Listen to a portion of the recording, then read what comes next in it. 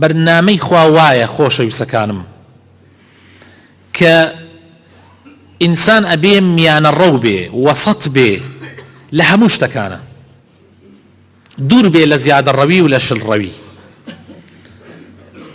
طبعا ئەمە لە منهەجێکە بۆ هەموو شتەکان، لە هەر شتێکە زیادە ڕەوی بکەی سەرنجامەکەی خراپە. و ئومەتی ئێمە بەداخەوە لەم منهەجە ڕاستەی خوای پەروەردگار کە خوای تەعالا فەرمێ قل ئەمەرە ڕەبی بالقسط، واتە میانە ڕەوی و وەسەط، لەم منهەجە زۆر بەمان لامانداوە کە لادانیشلەی خوا پەناماندا زۆر خەتەرە. زۆرینەی خەڵک لە زۆربەی شتەکانە ئیسرافەکەن. هەفتەی پێشوو ئاماژەمان بە یەکێک لە جۆرەکانی ئیسراف کرد، ئیسرافکردن لە قسەکردنە. طبعا ئەوە هەر ئاماژە بوو، ئەگینا خۆی ئەگەر درێژە و تەفاسیلی پێ بدەین هەر زۆر باسەکە قوولە و نمونەش زۆر زۆرە لەسەر زیادە ڕەوی ئێمە لەو بوارە. بەڵام ئاماژەکردن بۆ ئەو کەسانەی کە تێگەیشتون کە ژیرن، ئاماژەکردن بەسە. الحەلیم تەکفیه الئیشارە، کەسی حەلیم تەنها ئاماژەکردن بۆی بەسە، لی تێگا. یەکێکی تر لەو شتانەی کە ئێمە تایە زیادە ڕەویمان کردووە و زیادە ڕەویکردنیش دڵنیابن کاریگەریەکی زۆر زۆری هەیە لەسەر دڵمان کە ڕقیەکات کە ڕۆحیەت لە ناو دڵمانە نایڵێ و زۆرینەی خەڵکیش دڵیان مردووە بەهۆی ئەوە ئیسرافکردن لە خواردن و خواردنەوە، زیادە ڕەویکردن لە خواردن و خواردنەوە، کە ئەمە موسیبەتێکی زۆر گەورەیە بەڕاستی. ئەمەش طبعا دوو لای هەیە. لایەکی لە خودی خواردنی خۆمانە لە مەعیدەمانە، بەزەیمان بە هیچ بە مەعیدەی خۆمانە و بە جەستە و لاشەی خۆمانە نایە. و لە لایەکی تریشەوە ئەو خواردنە زۆرەی کە دەستمان ئەکەوێ بەڕاستی هەندێکی لێ بەکارهێنین و پاشان بەفیڕۆی ئەدەین. یعنی ئێمە وەکو خۆمان وەکو خودی خۆمان بەزەیمان بە مەعیدەی خۆمانە نایە، ئەمەنەی تێ ئەەکەین کە مەعیدە و گەدەش شوێنی هەموو نەخۆشیەکانە، ئەوەندەی تێ ئەەکەین کە ئیتر ناتوانێت هەرسیکە، ناتوانێت هەزمیکە و بۆتە هۆی ئەوەی کەوان دەیەهات دەرد و نەخۆشیمان توش بووە. لە لایەکی تریشەوە ئەو سامانەی کە دەستمان کەوتووە زۆرینەی بە خواردن و خواردنەوە سەرفەکەین. خواردن و خواردنەوەکەش هەندێکی لێ بەکارەهێنین، پاشان باقیەکەی فڕە ئەدەین. بڕۆ تەماشای زەوڵخوانەکان کە تەماشای ئەو شوێنانە بکە کە تایە پاشماوەی خواردن و شتەکان فڕە ئەدرێ، بڕۆ تەماشاکە ببینە بزانم حاڵی چۆنە. یعنی موسیبەتە بەڕاستی، فەردە ئارد، فەردە برنج و جۆرەها ئەنواعی خواردن و خواردنەوە فڕە ئەدرێ و هەروایش ئەڕوا. یعنی تەسەوڕ بکە برا بەڕێزەکانم، ئەوەی کە ئەمڕۆ ئێستیرا دەکرێت بۆ ملەتی عێراق لەوانەیە بڵێن بەشی جاران بەشی هەموو ئومەتی ئیسلامیە کرد. ئەوەی ئەمڕۆ ئەو هەموو خواردن و خواردنەوە کە دێ بۆ تەنها دەوڵەتێک کە عێراقە کە نزیکەی 40 ملیۆنێکە، جاران لەوانەیە بەشی هەموو ئومەتی ئیسلامی بکردایە. ئێستا بەشی 40 ملیۆن ناکە. و ئەوەی کە ئێستا لە ماڕێکە ئەخورێ جاران بەشی 10 کرد بەڕاستی، نەک ئەخورێ وەکو خواردن. یعنی وەکو خواردن ئەهێنرێتە ماڵەکە، ئیتر زۆر زۆریشی لێ فڕە ئەدرێ لەگەڵ ئەوەیشی کە ئەخورێ زیادە ڕەوێکی زۆر زۆری تیاکرێ. خوای تەعالا لە قورئانی پیرۆزە زەممی ئەمە ئەکات. گوێ بگرن چی ئەفەرمێ خوای تەعالا لە سوورەتی ئەعرافە لە ئاەتی 31. خوای تەعالا ئەفەرمێ کولوا واشربوا، بخۆن مسلمانان و بخۆنیشەوە. ئەکل و شروب حرام نییە، خواردن و خواردنەوە پێویستیشە نەک حرام نییە، پێویستیشە، ضروراتی حیاتە. ئەگەر شلڕەوی تیا بکە یعنی زوعفە تێری لاشت بەڕاستی ئەو لاشەیە نابێت کە پێویستە. ئەگەر شلڕەوی تیا بکەی یعنی لە خواردنەوە و خواردن و خواردنەوەیە کەم ڕەوی بکەی زەرەری هەیە. بە هەمان شێوە ئەگەر زیادە ڕەویشی تیا بکەی زۆر خەتەرە.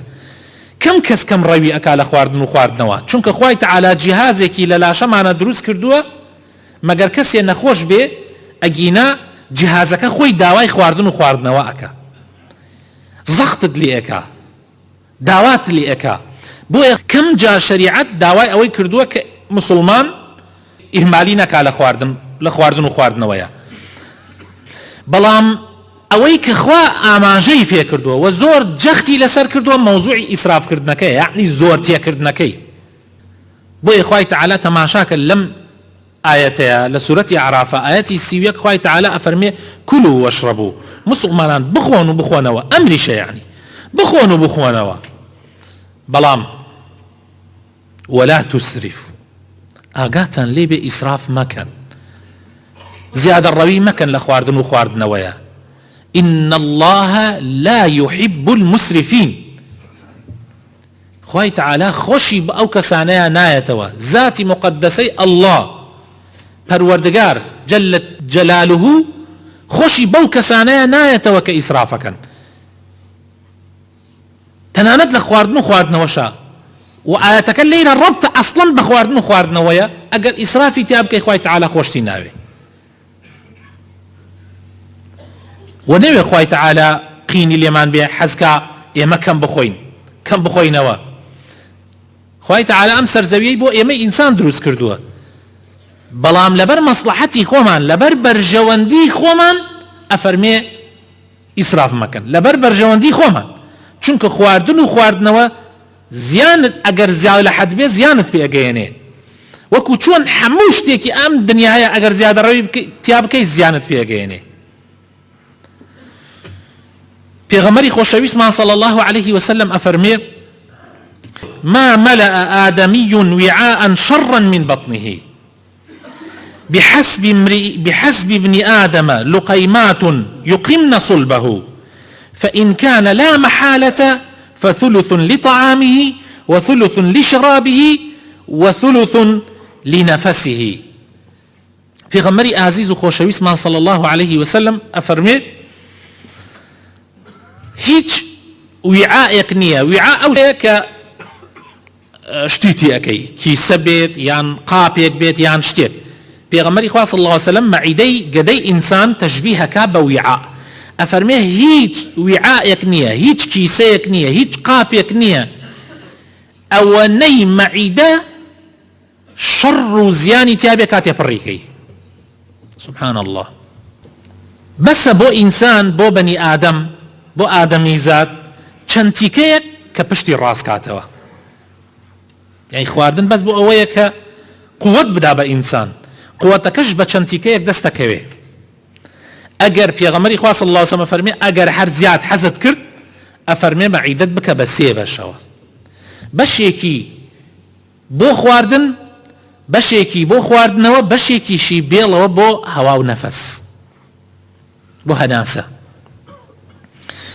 يعني اگر زياد لوا بشكي تريش بركي براسي اسرافت كردوا پیغمبر خاص الله سم حدي كمي داناوا كشنتيكيكا لاي كمكي شنتيكيكا يعني اونديك برسيتيك بشكيني لاي زوركي معيدت بك بس يا بشوا چونك لو زياتر زيانت في اگيني زررت في اگيني بو خوتيتي پیغمبر صلى الله عليه وسلم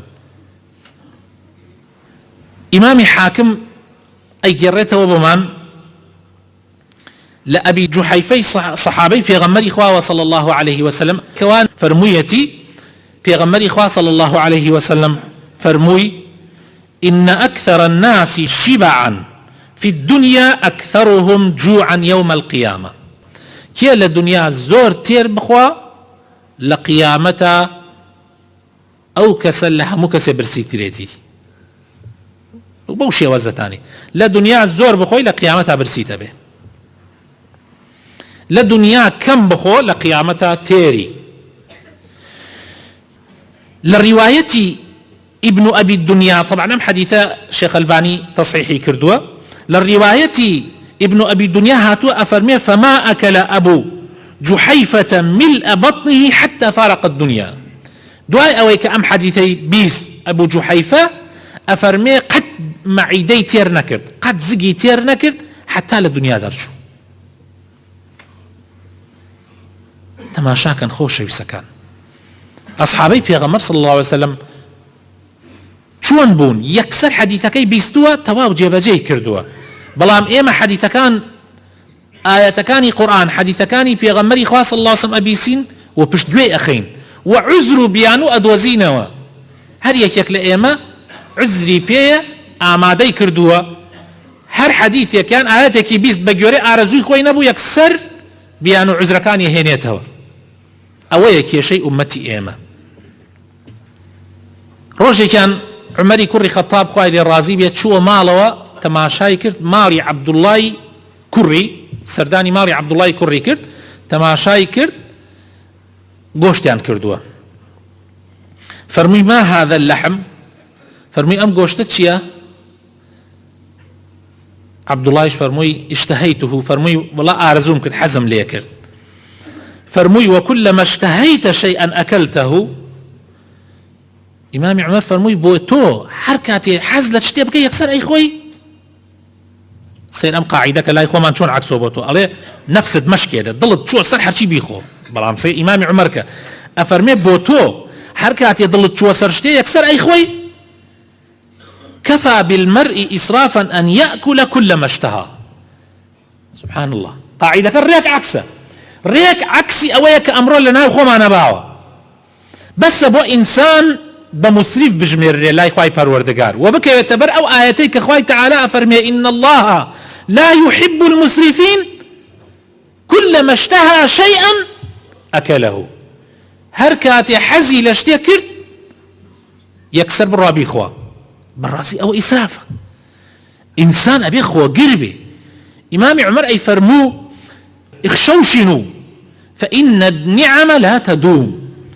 أي فرمو خوتان ومالو بنالتان لسر زبري رقيبة كار بيرن، يعني رايان بيرن لسر زبري لسر جارجار لسر أوي كبرسيانش ببي جارجار لسر أوي كخواردن يبخون خواردنك توز يبقوري أرزويا النبي چونك نعمتكاني خوا بردوام نية أمروها تسبينيته. جاء أجر مالو منالت رانه نابيو پرورديان النكر دبي سبي تنازلي قورا أدن مبدأ برنامو منهجي جياني خوان أخنا لا برخاطر زكان زانایان و خبراء ئەوانەی کە لەو بوارە شارەزاییان هەیە لە بواری جەستەی ئینسانە و لە بواری گەدەی ئینسانە ئەڵێن هیچ شتێک ئەوەنەی خواردن زەرەر بە ئینسان ناگەیەنێ. قەزدم یعنی زۆر خواردن. ئەڵێن زۆر خواردن تەنها زەرەری نییە بۆ ئەوەی کە لاشەی ئینسان قەڵەوکە، بەڵکو زۆر زۆر زەرەری هەیە بەوەی کە ئینسان تووشی نەخۆشی دڵ بکە و تووشی نەخۆشی سوکەری بکە و چەندین نەخۆشی تریش. بۆیە زۆر خواردن وەک ئەوە وایە خۆت بەدەستی خۆت بکوژی. لەبەر ئەوە ئەو میزانە ئەو ترازوەی کە ئیسلام دایناوە کە پێغەمبەری خوا صلی الله عليه وسلم داینا کە ئینسان چەند تیکەیەک پشتی ڕاستکاتەوە، ئەگەر هەر زیاد حەزت کرد لە خواردنەکە سێ کوتی بۆ خواردن، سێ کوتی بۆ خواردنەوە، کوتێکیشی بۆ هەوا و نەفەس. ئەوە منهەجی ئیسلامە.